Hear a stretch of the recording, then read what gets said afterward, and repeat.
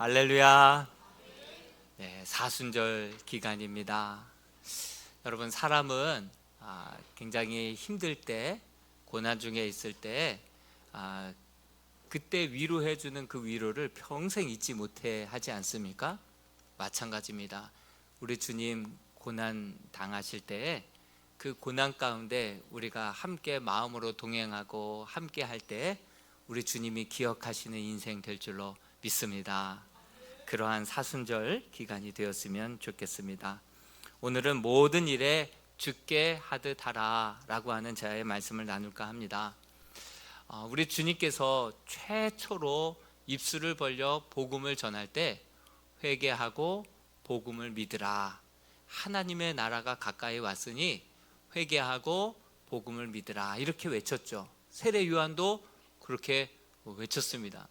그렇다고 한다면 회개하라, 복음을 믿으라, 이게 무슨 뜻일까요? 단지 옛날 내가 막 기억을 떠올려서 옛날에 사람을 무시했던 거, 거짓말했던 거, 그런 모든 옛날에 지난 날에 나의 잘못들을 뉘우치고 반성하고 좀 착하게 살라고 하는 뜻일까요?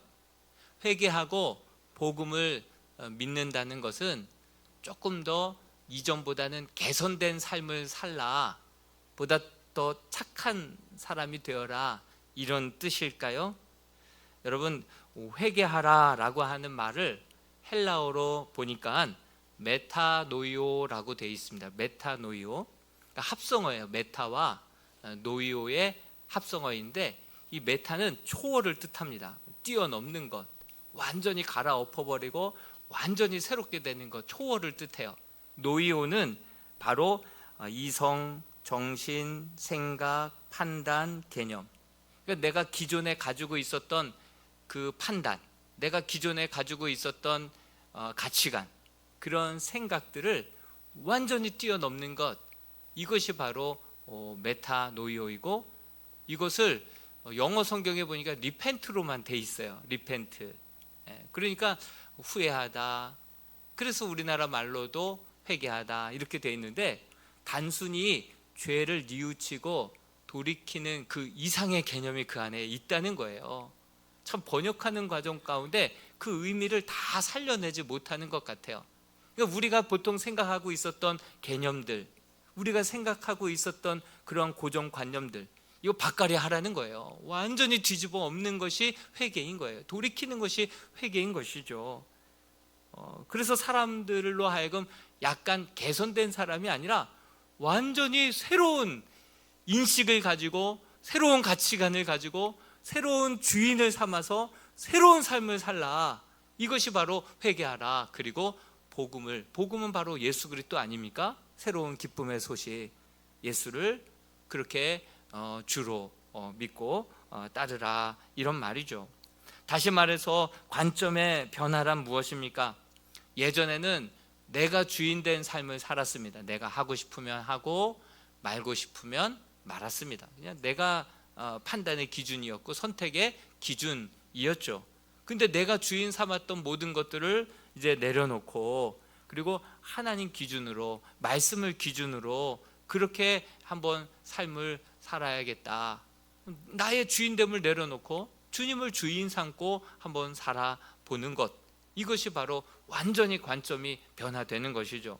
또 예전에는 돈 하면서 살았어요. 돈이 인생의 전부인 줄 알고, 돈이 있어야 사람들한테 대접받는 줄 알고, 돈 벌기 위하여서 혈안이 되어서 모든 시간, 에너지 그렇게 다 돈 버는 데에 사용하지 않았습니까?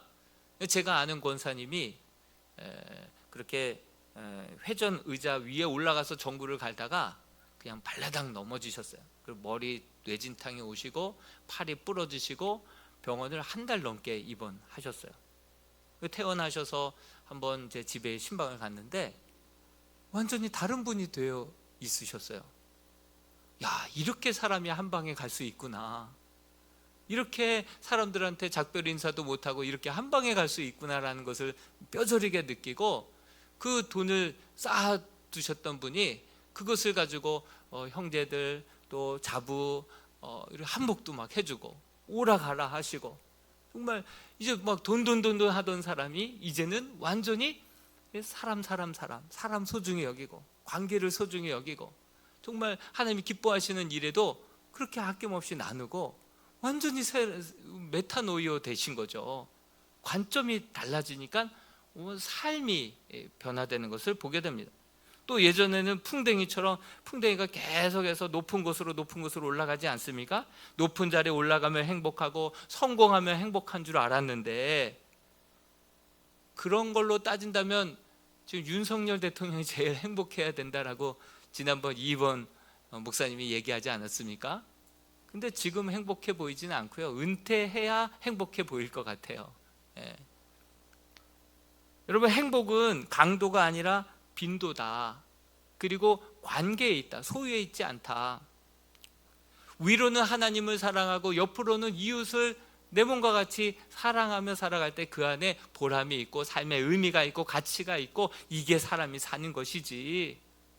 그러면서 사람들이 그 안에서 참된 그 행복을, 왜 이렇게 살라고 제일 큰 계명을 이렇게 주신 이유가 바로 여기에 있구나 라는 것을 사람이 눈을 뜨게 되고 관점이 바뀌게 되면 인생이 달라지게 된다라고 하는 사실이죠. 메타노이오, 단순히 죄를 뉘우치라는 말이라기보다는 기존에 내가 가지고 있었던 고정관념, 그 가치관, 그 생각들 획기적으로 변화되는 것, 이것이 바로 우리가 회개하고 복음을 믿는 것이다 라고 하는 사실이죠.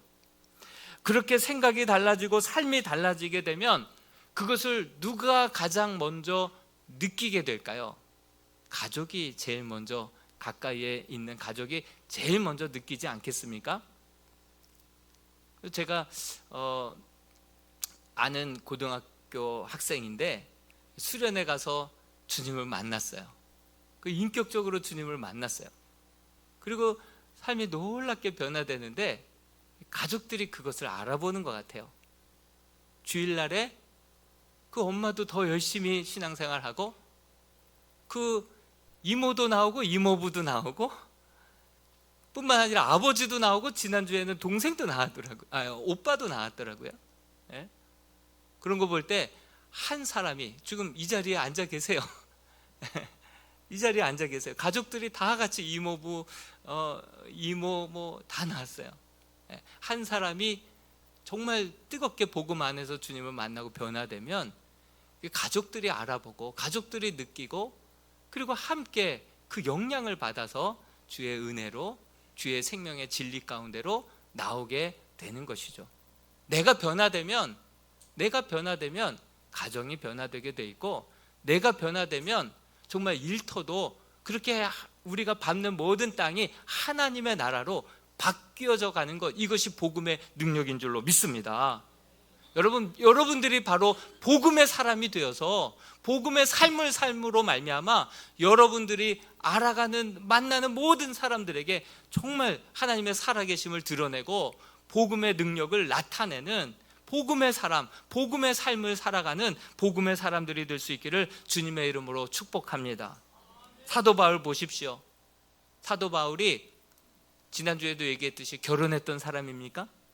아내들이요, 남편들이요, 자식들이요, 아비들이요, 결혼도 안 했어요. 자식도 안 낳았어요.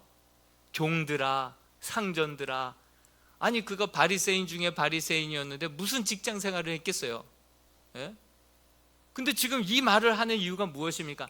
진짜 복음으로 거듭나게 되면 아내들은 이렇게 살아가서 가정에게 영향을 끼치고, 남편들은 가정에서도 그리스도께서 교회를 향하여서 이렇게 몸바쳐 사랑했던 것처럼 그런 말씀대로 순종하고 사랑함으로 말미암아 가정이 변화되게 되어 있고, 또 죽게 하듯 그 직장에서도 정말 상사이긴 하지만 주님께서 나를 이곳에 보내주셨지, 그리고 그 직장에서 그 상사에게 주님께 하듯이 하다 보면 그 일터도 하나님의 나라로 바뀌게 될 것이다. 복음을 얘기하고 있는 거예요. 그가 지금 결혼 백서를 얘기하고 자식들은 이렇게 살아야 한다, 또 직장 생활은 이렇게 해야 된다, 무슨 백서를 얘기하는 게 아니라 진짜 복음의 사람이라고 한다면 그 복음은 가정에서도 변화를 가져올 것이고, 일터에서도 분명히 그리스도의 향기, 능력, 영향력을 발휘하게 되어 있다. 이것을 지금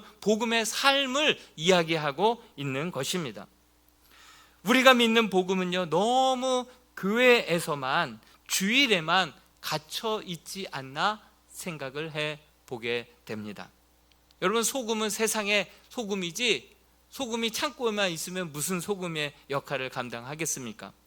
여러분들, 우리의 복음이 주일날 이 교회 안에서 예배 드릴 때에만 작동하는 복음이 아니라, 여러분들이 예배를 드리고 가정에 가서도, 여러분들이 예배를 드리고 일터에 가서도 그 복음이 여러분들을 통하여서 감추어지는 것이 아니라 드러날 수밖에 없어서, 정말 복음의 삶을 통하여서 하나님의 놀라우신 하나님의 나라가 여러분들을 통하여서 여러분들의 삶 가운데 임재하게 되는 놀라운 역사가 있게 되기를 주님의 이름으로 축복합니다. 이 복음을 가지고 가정에 들어가면 가정이 변화됩니다. 여러분, 한번 볼까요? 아내들아 남편에게 순종해라 했죠. 순종하게 되면 어떤 일이 벌어진다고? 베드로전서 3장 1절을 같이 한번 읽어볼까요? 시작. 아내들아 이와 같이 자기 남편에게 순종하라. 이는 혹 말씀을 순종하지 않는 자라도 말로 말미암지 않고 그 아내의 행실로 말미암아 구원을 받게 하려 함이니. 하나님의 말씀을 인정하지 않고 하나님을 믿지 않는 남편이라 하더라도 아내가 말씀대로 정말 그렇게 순종할 때, 복종할 때, 그럴 때 남편의 마음을 감동시켜서 아내가 원하는 게 교회 나가는 거라고 한다면 너 소원 한번 들어줄게 하면서 나오게 되는, 그래서 구원을 받게 되는 그런 놀라운 역사가 시작된다는 사실이죠. 또 남편들아, 그리스도께서 교회를 사랑하신 것 같이 아내들을 소중히 여기고 사랑하고 헌신하고 희생하라. 그럴 때 어떤 일이 벌어질까요? 베드로전서 3장 7절 말씀도 같이 한번 읽어보겠습니다. 시작. 남편들아 이와 같이 지식을 따라 너희 아내와 동거하고 그를 더 연약한 그릇이요 또 생명의 은혜를 함께 이어받을 자로 알아 귀히 여기라. 이는 너희 기도가 막히지 아니하게 하려 함이라. 아멘. 그렇습니다. 여러분, 남편들이 아내를 정말 귀히 여기기 시작할 때 하늘의 문이 열릴 줄로 믿습니다.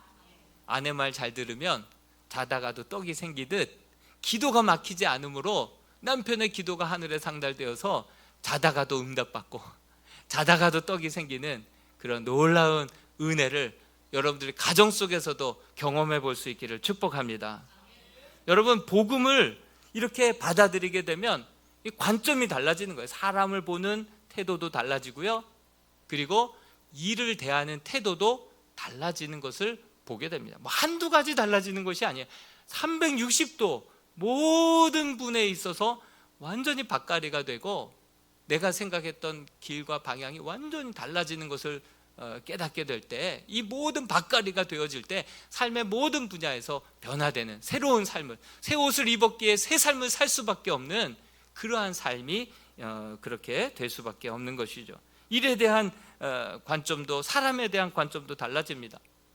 주인, 종들아, 그리고 상전들아 이렇게 얘기하는데 단순한 주인과 종의 관계가 아니라 이 주인의 입장에서는 종을 볼 때 그 뒤에 하나님이 역사한다라는 것, 하나님의 형상으로 사람들은 지음바 되었다라는 것을 기억하면서 사람 위에 사람 없고 사람 위에 사람 없듯이 절대로 사람을 하대하지 않게 되어 있다라고 하는 사실이죠. 그래서 이 에베소서 6장 9절 말씀에 쌍둥이 서신인데 이 상전들아 하면서 이 사도 바울이 이 이야기를 하고 있어요. 6장 9절 말씀을 한번 읽어보겠습니다. 시작. 상전들아 너희도 그들에게 이와 같이 하고 위협을 그치라. 이는 그가 너희의 상전이 하늘에 계시고 그에게는 사람을 외모로 취하는 일이 없는 줄 너희가 알미라.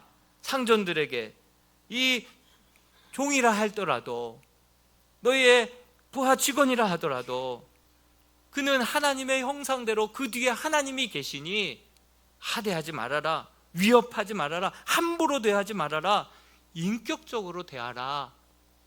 로마 시대에 그 당시에 그 노예는 말하는 짐승이라고 여길 정도로 여기는 그 시대에 하나님께서는 이 말씀을 하고 계신 것입니다. 그리고 종들에게는 그 주인을 대하되 그냥 눈 가리고 아웅하는 식으로 보면 하고 안 보면 말고 그런 식으로 하지 말고 죽게 하듯 하라, 이것을 이야기하고 있는 것입니다. 여러분, 사람들은요 정말 사람들의 눈만 의식해서 사람이 볼 때 하고 안 볼 때 안 하고, 또 열심히 일하면 자기의 뭔가 인정을 받고 자기의 주가가 올라가고 연봉이 올라갈 줄 알고 열심히 했다가 그 대가를, 칭찬을, 합당한 대우를 받지 못하면 그냥 이직을 해버리고 또 열심히 안 하고 볼 때는 하다가 안 볼 때는 말고, 이게 대부분 사람들이 여기에 묶여서 이렇게 살아가고 있지 않습니까? 그런데 사도 바울은 정말 그 복음을 통하여서 관점이 완전히 달라졌어요. 사도 바울은요 자기 위에 하나님밖에 없어요. 무서운 사람이 없었어요. 선민의식 때문에 그 누구도 무서운 사람이 없었어요. 그랬던 그가 다메섹 도상에서 예수 그리스도를 빛 가운데 만나게 되지 않았습니까? 나는 네가 핍박하는 예수라. 예수를 만나고 나서 큰 충격에 빠져서 3일 동안 보지도 못하고 먹지도 못하는 그러한 큰 충격, 메타노이오를 경험하게 됩니다. 그러자 이제 종이나 자유자나 사람을 대하는 태도가 달라졌어요. 그로 하여금 이방인을 구원하기 위한 귀에 쓰는 그릇으로 하나님께서 쓰시겠다 말씀하시고 나자 사람을 대하는 태도가 달라졌어요. 내가 모든 사람들에게 자유하나 그 사람의 종이 되는 이유는 그 한 영혼이라도 더 구원하기 위함이다. 겸손해졌고요, 사람을 소중히 여기고요, 어떤 사람도 하대하는 일이 없고요, 한 생명을 천하보다도 귀하게 여기는 사람으로 변화되었다라고 하는 사실이죠. 그래서 그가 감옥에 있을 때 오네시모라고 하는 한 죄수가 들어왔어요. 그에게 복음을 전했어요. 그리고 그가 완전히 복음으로 회개하는 역사가 일어나게 되었고, 그리고 이제 바울의 바로 곁에서 정말 바울의 사역을 돕는 그러한 동역자가 되었죠. 그 오네시모랑 이런저런 얘기하다 보니까 그가 빌레몬이라고 하는 그 주인의 집에서 그렇게 주인을 속이고 도망 나와서 또 이렇게 죄악 가운데 살다가 이렇게 감옥 들어왔다 솔직하게 고백을 합니다. 근데 가만히 듣다 보니까 빌레몬이라고 하는 사람은 이 에베소의 두란노 서원에서 자기에게 복음을 듣고 그렇게 자기 지역으로 가서 교회를 개척하고 그렇게 신앙생활을 하고 있는 자기 제자거든요. 제자. 몰랐을 때는 몰랐지만 안 이상 매듭을 이제 짚고 가야 될 일이 생긴 거죠. 그래서 오네시모에게 빌레몬서라고 하는 서신을 적습니다. 그러면서 그 빌레몬에게 이제 그런 이야기를 하죠. 내가 옥중에서 낳은 옥중 아들이다. 그리고 이 오네시모는 바로 나의 정말 충복이다, 신복이다. 그리고 원래는 너가 내 옆에서 같이 이렇게 함께 해야 되는데 너의 역할을 이 오네시모가 지금 이렇게 잘 감당하고 있다. 내가 그에게서 너의 이야기를 들었다. 내가 그를 보낼 테니 그를 나 영접하듯이 영접하고 그를 용서해 주되 그에게 뭔가 손해본 것이 있다면 나에게 청구해라. 내가 다 갚겠다. 그러면서 세 마디를 더 보탭니다. 너 내게 복음에 빚진 거 많지? 내가 그거 말하지 않을게. 여러분, 우리가 한 사람을 통해서 전도받아서 그 하늘의 이름에 생명록에 기록됐다고 한다면 천하보다도 귀한 영생을 얻게 되었다면 얼마나 큰 빚진 거예요. 내가 그거 다른 거 묻지 않을게. 나는 내가 순종할 것을 확신한다. 그리고 내가 말한 것보다도 더 행할 줄 나는 믿는다. 어쩌라는 거예요? 용서하라는 거죠. 그는 이 빌레몬이 진정으로 거듭난 사람이라는 것을 알고 확신했기 때문에, 그래서 1만 달란트 그 탕감받은 자이기 때문에 데나리오 100데나리오는 용서해 줄 수 있는 사람이라는 것을 확신했기 때문에 이렇게 그에게 서신을 보내어서 그를 용서하게 하고 다시 와서 오네시모와 함께 귀한 복음의 사역을 감당하게 되었죠. 여러분, 이 말씀이 성경에만 있지 않고 우리나라 역사에도 있었어요. 금산교회에 조독삼 이자익이라고 하는 분이 계셨죠. 조독삼은 주인이고 만석군이었죠. 그리고 이자익은 그 조독삼의 그 머슴이었어요. 그런데 그 금산교회에 장로 피택 선거가 있었는데 그만 머슴 이자익이 장로로 당선이 되고 조독삼은 장로에서 떨어졌어요. 그래서 사람들이 다 난처해하고 이를 어쩌나 그 조독삼 씨가 어떻게 나오나 다들 귀추가 주목이 됐죠. 조독삼은 일어나서 우리 금산교회는 참으로 훌륭한 일을 해냈습니다. 이 이자익 영수는 저보다 신앙의 열의가 더 뜨겁습니다. 정말 이분이 장로가 됐는데 내가 이분도 잘 섬기고 우리 금산교회도 잘 섬기겠습니다. 그리고 후에 장로가 되죠. 그리고 이 이자익 장로를 나중에 숭실학교에 신학교에 입학을 시켜서 거기서 신학 공부를 시키고 목사 안수를 받자 금산교회의 담임 목사로 그를 청빙합니다. 그리고 그를 잘 협력해서 총회장을 2번씩이나 할 수 있도록 그렇게 잘 협력하는 그러한 동역자가 되었던 이야기, 성경에만 나와 있는 이야기가 아니라 조선시대에 우리나라에서도 있었던, 이런 복음이 들어가면 이런 놀라운 역사가 일어나게 된다라고 하는 사실을 우리가 잊지 말고 기억할 수 있게 되기를 소망합니다. 그리고 여러분들이 복음의 역사들을 새롭게 여러분들의 삶 속에서, 가정 속에서, 일터 속에서 써내려갈 수 있는 우리 이람의 복된 복음의 성도들이 될 수 있기를 축복합니다. 바울의 종으로 예수님께 믿게 된 형제에게 이렇게 말합니다. 무슨 일을 하든지 주께 하듯 하십시오. 여러분, 사람들은 있을 때도 있고 없을 때도 있죠. 볼 때가 있고 안 볼 때가 있어요. 근데 사람만 의식하게 되면 눈 가리고 그렇게 눈 가림만 할 수 있습니다. 그런데 사람만 의식하지 말고 하나님을 의식하고 주께 하듯, 무슨 일을 하든지 주께 하듯 하라, 이렇게 사도 바울이 이야기합니다. 세상 사람들은 내가 일 잘해서 인정받고 내 연봉 높이고 내 가치 높입니다. 높이 평가받으면 더 열심히 일하지만 이때에 평가받지 못하고 칭찬받지 못하고 그 대우받지 못하면 이제 그때부터는 받는 만큼만 하려고 요령들을 피우게 되죠. 대부분의 사람들이 여기에 묶여서 살아갑니다. 그런데 하나님 앞에서 하나님을 두려워하는 마음으로 성실하게 하라. 그리고 하나님께서 장차 그 주실 그 믿음의 기업을 바라보면서 정말 주께 하듯 완벽하게 하라. 최고 정도도 아니에요. 최고는 낮은 것들 중에서도 최고가 있지 않습니까? 완벽을 추구하며 이 일을 하라, 이렇게 이야기합니다. 사실 예전에 제가 포도원 일꾼 그 비유를 했을 때 여러분 6시에 들어온 사람, 9시에 들어온 사람, 12시에 들어온 사람, 오후 3시에 들어온 사람, 5시에 들어온 사람, 근데 다 똑같이 한 데나리온 받았다고 했죠. 여러분 한번 상상을 해봅시다. 일찍 들어온 사람 한 데나리온 받았다고 사람만 의식하면 그 다음 날부터 어떻게 했을 것 같아요? 주인이 보면 막 일하는 척 하다가 안 보면 일찍 들어와서도 똑같은데 열심히 일해도 똑같이 주는데, 그러면서 사람 눈만, 주인 눈만 살피면서 일하는 사람 되지 않았겠습니까? 근데 복음의 사람은 어땠을까요? 자격 없는 나를 끝까지 기다려주고 들여보내주신 그 주인의 은혜에 감사해서 그 다음날 자식 건장한 둘도 함께 데리고 와서 함께 6시부터 들어와서 주인을 도와주면서 주인님은 나가서 나와 같이 소망 없이 배회하고 그렇게 힘들어하는 영혼들이 있으면 데리고 오십시오. 여기 일은 우리가 맡아서 하겠습니다.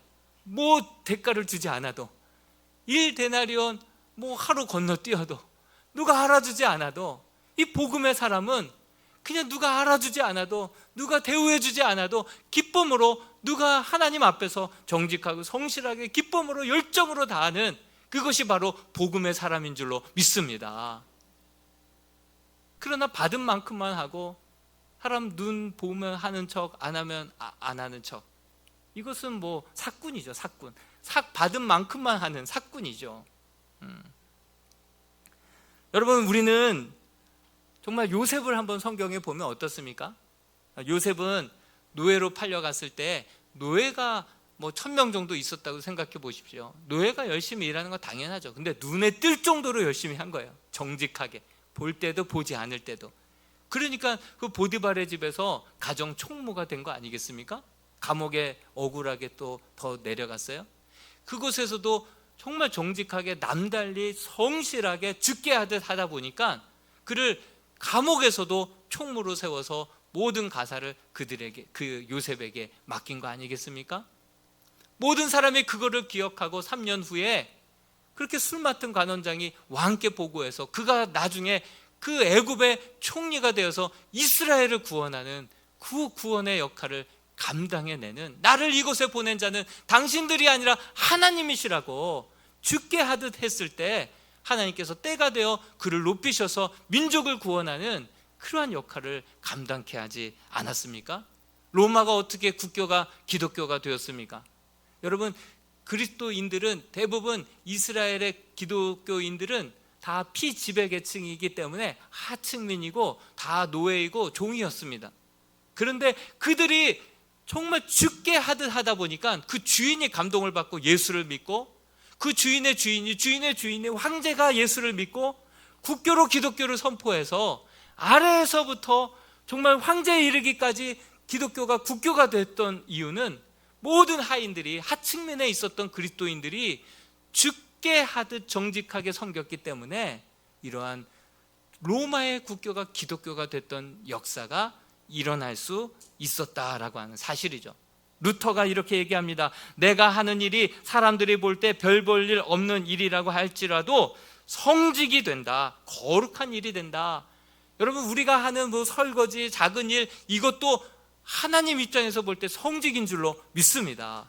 모든 것을 죽게 하듯 최선을 다해서 할 때 하나님께서 때가 되면 그 사람을 들어서 귀하게, 존귀하게 높이시고 사용하신다라고 하는 사실이죠. 여러분, 칼빈이 스위스의 제네바 그 도시를 하나님의 도성으로, 말씀이 좀 통하는 그러한 도시로, 거룩한 나라로 만들려고 정말 그렇게 힘쓰고 애썼죠. 실제로 빵을 만드는 그리스도인들이 정말 빵을 만들어도 그냥 만들지 않아요. 정직하게 좋은 재료들 써서 최선을 다해서 만드니까 사람들이 아침부터 줄을 서서 먹어요.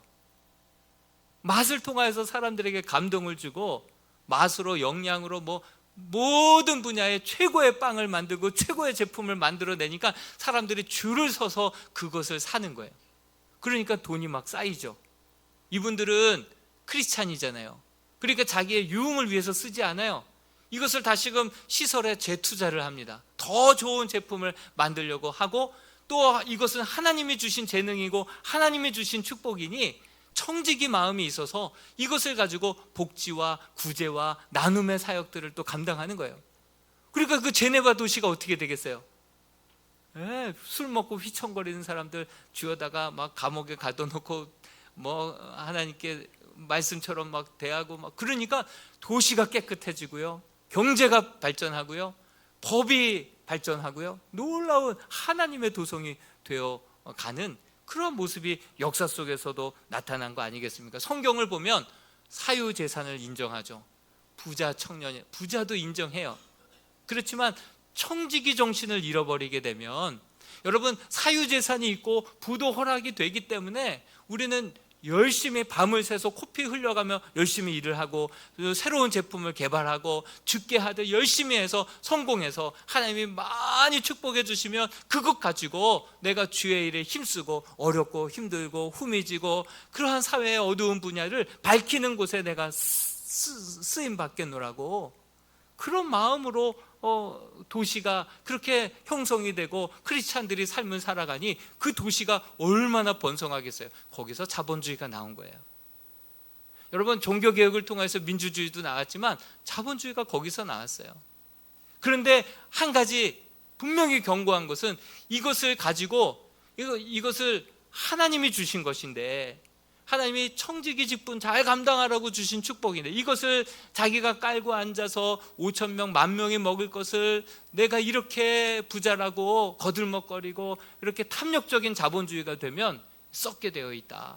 반드시 탐욕적인 자본주의는 망하게 되어 있다. 그런데 산업혁명을 거치면서 어떻게 되었습니까? 부자와 가난한 자의 빈부격차가 너무 많이 일어났고요, 탐욕적인 그런 사람들이 굉장히 많이 나오게 되면서 반사회적으로 공산주의가 나와버리지 않았습니까? 부르주아의 것을 혁명을 통해서 억지로 뺏어서 가난한 인민들에게 다 나누어 준다. 근데 거기에는 사유재산이 허락이 안 돼요. 그러니까 누가 그렇게 열심히 일을 하겠어요? 사유재산이 없는데 내가 열심히 일해봤자 다 나라 것 되고 다 빼앗기고 억지로 나눠지는데, 누가 밤을 새서 열심히 새로운 제품을 자기의 재산을 투자해서 만들고 개발하고 좋은 제품을 만들 사람이 어디 있겠어요? 그러다 보니 공산주의로는 안 된다. 역사가 지금 증명하고 있잖아요. 억지로 뺏어서 억지로 사람들에게 나눠주다 보니까 상위 0.5%만 잘 살고 나머지는 공평하게 못 사는 나라가 돼버렸잖아요. 여러분, 우리가 결국에는 성경으로 돌아가게 되어 있어요. 여러분, 성경이 진리인 줄로 믿습니다. 성경 말씀대로 우리가 돌아가고 살아가고 다시금 성경으로 우리가 붙들고 다시금 일어날 때 다시 시작할 수 있는 은혜가 진리의 성경 말씀 안에, 그 안에 모든 것들이 들어있는 줄로 믿습니다. 그러므로 이 말씀 보십시오. 여러분, 우리가 어떻게 살아가야 되겠습니까? 디모데전서 6장 17절에서 18절 말씀 읽고 말씀을 마치겠습니다. 그러므로 우리는 우리의 마음을 어디에다가 두고 어떻게 살아가야 될지 같이 한번 이 말씀 기억하고, 여러분들이 모든 일에 있어서 주께 하되 이러한 마음으로, 청지기의 마음으로 살아갈 수 있는 우리 모두가 되었으면 좋겠습니다. 같이 한번 읽습니다. 시작. 내가 이 세대에서 부한 자들을 명하여 마음을 높이지 말고 정함이 없는 재물에 소망을 두지 말고 오직 우리에게 모든 것을 후히 주사 누리게 하시는 하나님께 두며 선을 행하고 선한 사업을 많이 하고 나누어 주기를 좋아하며 너그러운 자가 되게 하라. 아멘. 소망을 어디에 두라고요?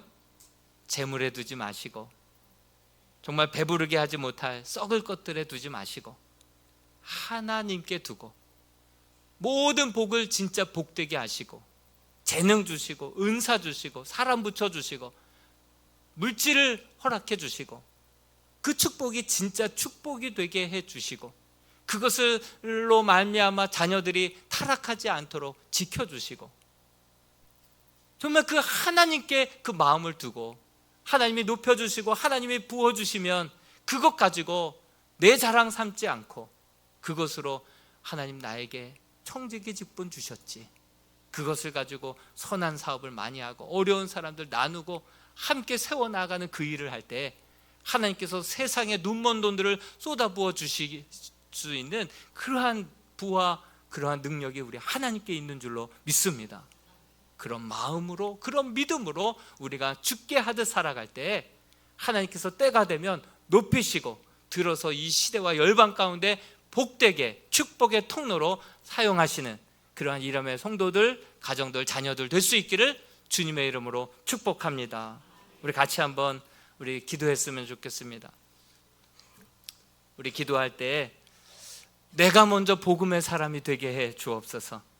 그리고 나로 말미암아 우리의 가정이, 우리의 가족이, 우리의 일터에 우리의 동료와 우리의 상사들이, 우리의 친구와 우리의 이웃들이 주께 돌아오고 열방이 주께 돌아오는 그 일에 귀하게 쓰임받는 그러한 축복의 통로가 되게 해달라고, 무슨 일을 하든지 그 뒤에 계시는 주님 바라보면서 주께 하듯 하게 하여 주셔서 때가 되면 높이시고 들어서 사용하시는, 하나님의 손에 붙들려서 사용하는 쓰임받는 요셉과 같은 사람, 정말 아버지 하나님, 하나님께